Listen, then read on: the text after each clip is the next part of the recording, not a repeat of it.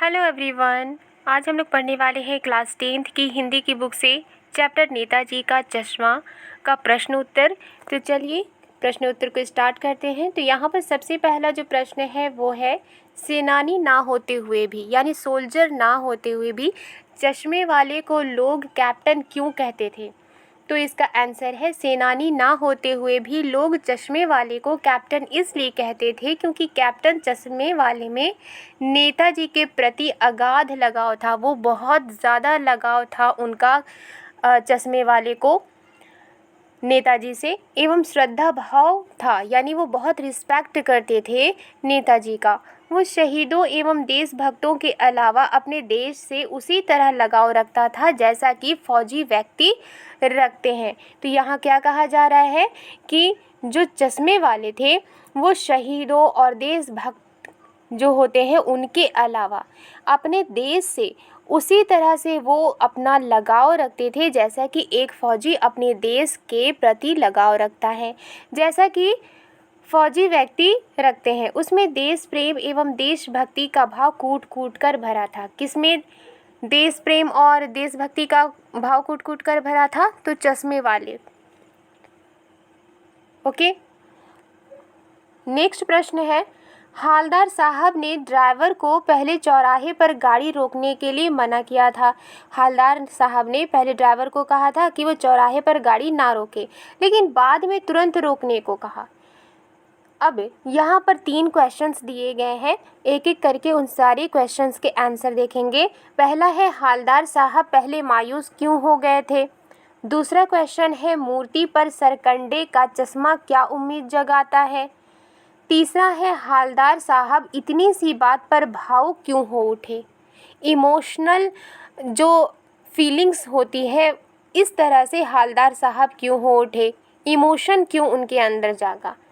तो आंसर है, हालदार साहब इसलिए मायूस हो गए थे क्योंकि वे सोचते थे कि कस्बे के चौराहे पर, चौराहा क्या होता है? एक चारों तरफ से जो रास्ता होता है उसे चौराहा कहते हैं। तो वो सोचते थे कि कस्बे के चौराहे पर मूर्ति तो होगी पर उसकी आंखों पर चश्मा ना होगा। ये किसने सोचा था? हालदार साहब ने सोचा था।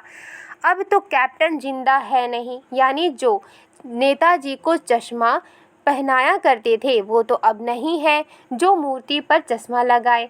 देशभक्त हालदार साहब को नेताजी की चश्मा विहीन मूर्ति उदास कर देती थी। यानी हालदार साहब तो देशभक्त थे, ठीक है, तो उन्हें नेताजी की चश्मा विहीन मूर्ति यानी ऐसी मूर्ति जिसमें चश्मा ही ना हो, नेताजी चश्मा पहनते थे, अब नेताजी की मूर्ति थी वहाँ चौराहे पर, अब उसमें चश्मा ही नहीं होगा, तो यही बात उन्हें उदास कर देती थी। उत्तर खा है, मूर्ति पर सरकंडे का चश्मा यह उम्मीद जगाता है कि देश में देश प्रेम एवं देशभक्ति समाप्त नहीं हुई है। यानी हर किसी के दिल में अभी भी देश के प्रति प्रेम है और देश के लिए भक्ति है। बच्चों द्वारा किया गया कार्य स्वस्थ भविष्य का संकेत है। अब चूँकि कैप्टन तो नहीं थे इसलिए नेताजी का जो चश्मा था उसे किसने पहनाया था? तो बच्चों ने पहनाया था। किससे बनाकर? सरकंडे का बनाकर, ठीक है। तो यहाँ पर क्या कहा गया है कि बच्चों द्वारा किया गया कार्य, बच्चों ने क्या कार्य किया था? उन्होंने किया था कि उन्होंने नेताजी को चश्मा, नेताजी के मूर्ति को चश्मा पहनाया था, और इससे ये साबित होता है कि स्वस्थ भविष्य का ये संकेत है। उनमें राष्ट्र प्रेम के बीज अंकुरित हो रहे हैं, यानी राष्ट्र के प्रति जो प्रेम है उनमें जग रहा है। किनके दिल में? बच्चों के दिल में। अब उत्तर गा है, हालदार साहब सोच रहे थे कि कैप्टन के ना रहने से नेताजी की मूर्ति चश्मा विहीन होगी। हालदार साहब क्या सोच रहे थे कि कैप्टन तो है नहीं जो नेताजी को चश्मा पहनाएंगे, अब जब वो नहीं है तो नेताजी की जो मूर्ति है वो चश्मा विहीन होगी, यानी उनकी मूर्ति पर चश्मा नहीं होगा।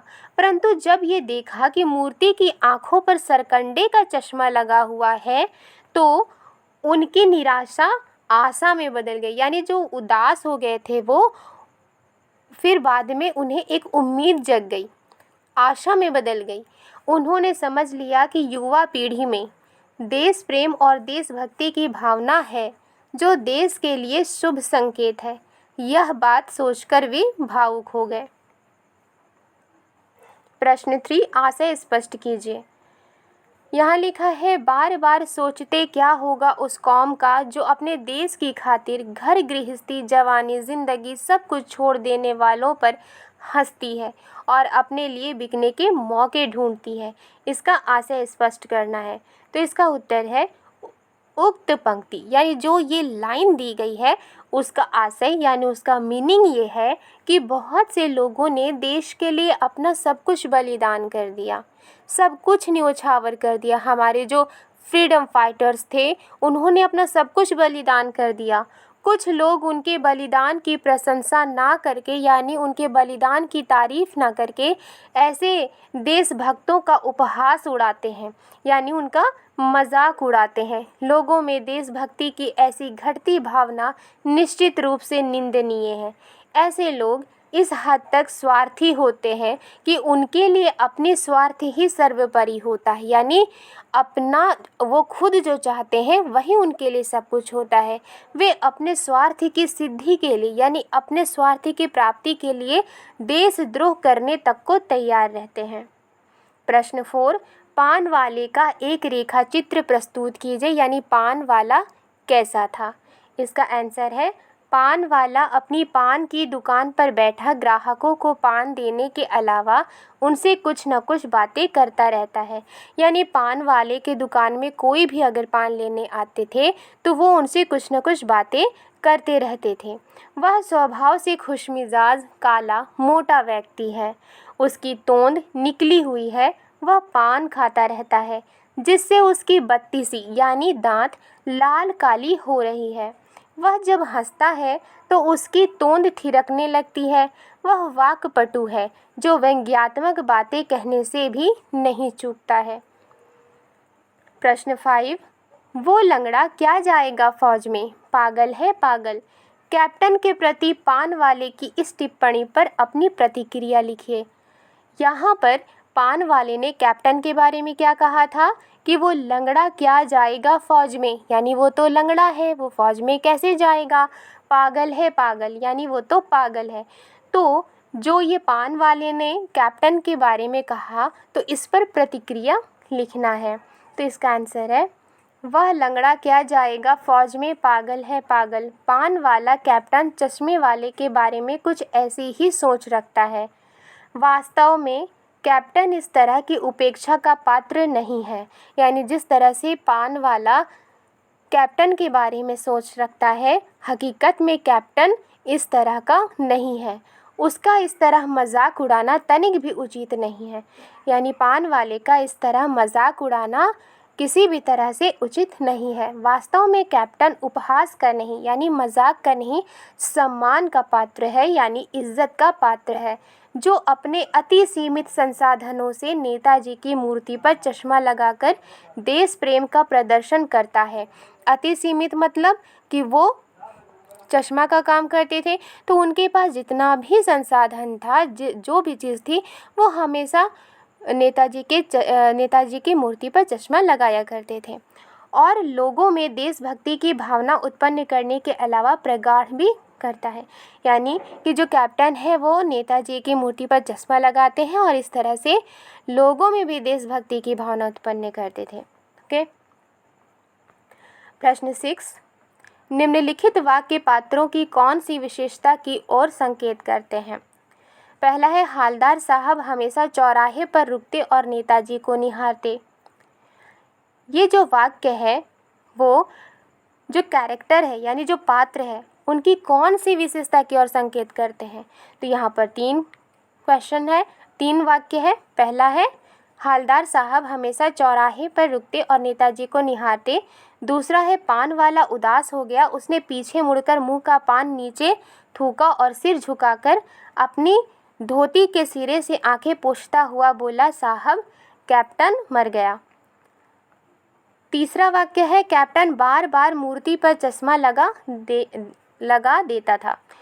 तो का आंसर है उत्तर का, हालदार साहब अपने कर्म के प्रति यानी अपने काम के प्रति सजग यानी एक्टिव रहते थे तथा पान खाने के शौकीन थे। उनके मन में शहीदों और देशभक्तों के प्रति आदर की भावना थी।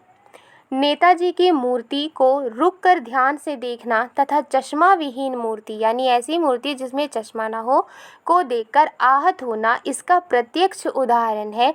वे चाहते हैं कि युवा पीढ़ी में यह भावना और भी प्रबल हो। उत्तर खा, पान वाला प्रायः कैप्टन चश्मे वाले का उपहास उड़ाया करता था यानी मजाक उड़ाया करता था, जिससे ऐसा लगता था जैसे उसके अंदर देशभक्ति का भाव नहीं है। पर जब कैप्टन मर जाता है तब उसके देश प्रेम की झलक मिलती है। वह कैप्टन जैसे व्यक्ति की मृत्यु से दुखी होकर हालदार को उसकी मृत्यु की सूचना देता है, यानी जब कैप्टन के ना रहने से वो भी दुखी हो गया था पान वाला, और उसी ने इसकी सूचना हालदार साहब को दी थी।